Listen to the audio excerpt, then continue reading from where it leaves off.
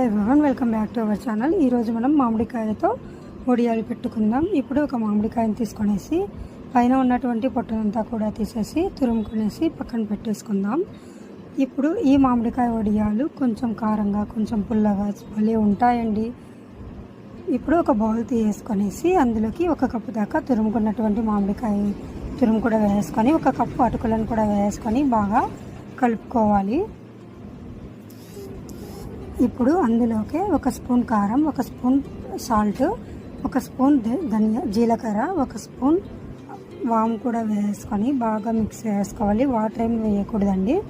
ఇలా కలుపుతూ ఉంటే వాటర్ లాగా మామిడికాయలో ఉన్నటువంటి వాటర్ అంతా కూడా వచ్చి ముద్దలాగా అవుతుంది.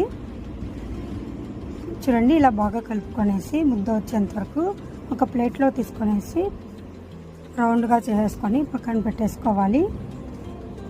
చూడండి, అన్నీ కూడా ఇలా రౌండ్గా చేసుకొని పక్కన పెట్టేసుకోవాలి. ఇది ఎండలో పెట్టేసుకోవాలి. నాకైతే 2 డేస్ పట్టింది టైము ఇవి ఎండడానికి.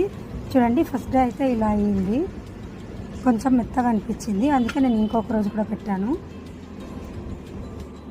ఇప్పుడు ఒక ప్యాన్ పెట్టి ఆయిల్ వేసుకొనేసి మీడియం ఫ్లేమ్లో వేయించుకోవాలి, లేదంటే మాడిపోతాయండి, అటుకులు కదా. అంతే అండి, మన మామిడికాయ వడియాలు